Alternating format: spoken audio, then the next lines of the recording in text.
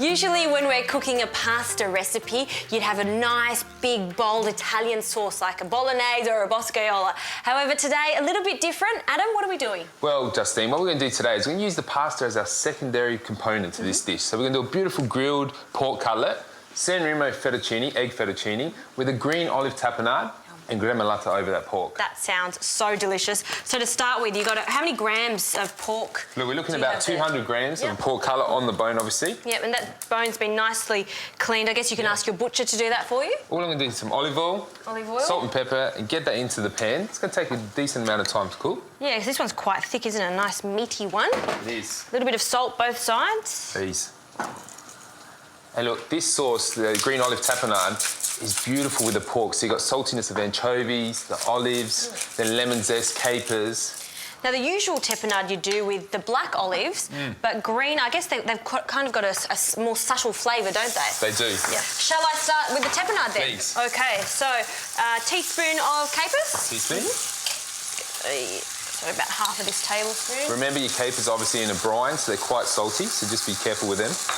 Half a cup of and make sure you take the pit, nothing worse, especially for your poor blender. If you put that in there, it will break the blade. And you know, it always seems whenever I go out and order a dish with olives in it, I always get the pit. You get one? I don't know, it must be just bad luck. Yeah, so how many anchovies here? 3 anchovy fillets. 3 anchovy fillets. Now, a lot of people are squirmish over anchovies, but when you don't eat them like this, once they're mixed together, it just gives it that depth of flavour, doesn't it? And, you know, I was not a big fan when I was growing up of anchovies. I thought, ugh, stinky things, but now I absolutely love them. Zest? Zest into there. OK, so of the whole lemon? Yeah, please. I like lots of lemon in the olive tapenade. I like it to be quite bitey and pungent and big, so the zest helps. And what the zest will do after with the actual pork will cut through the fat, of the pork, so the acidity will help with that.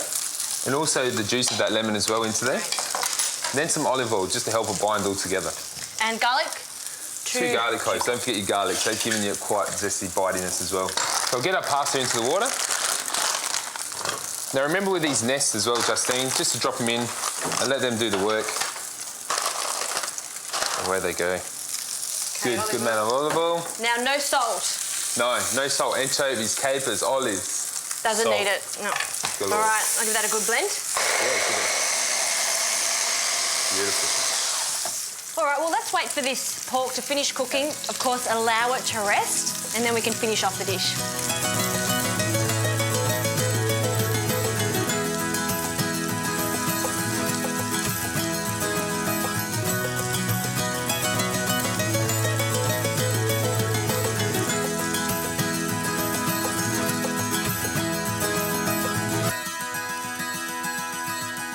So that pork chop's been cooking for about 5 to 8 minutes. I've let it rest for a couple more minutes, and now we're ready to go. Our pasta's cooked.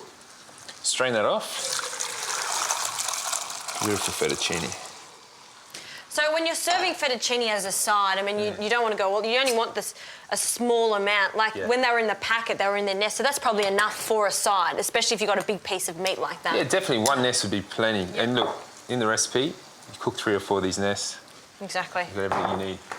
Pinch the tapenade whilst it's hot. So you want to add the tapenade whilst it's nice and hot, and that pasta's just going to take on all that flavour.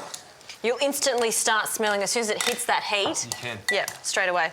We've also got some other ingredients here. Did you want me to put them together? Yeah, that's for our gremolata. So we've got garlic, flat leaf parsley, just chopped up there, zest of the lemon, and just a touch of olive oil just to help it bind it together. So gremolata, everyone will probably associate that with ossobuco.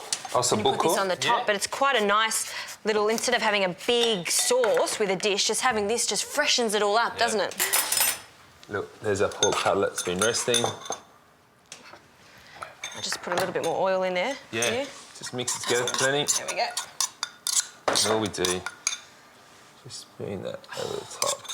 So there we go, gremolata, beautiful San Remo egg fettuccine, olive tapenade, pork chop, gremolata. And this is great, it's showing a different way to use pasta.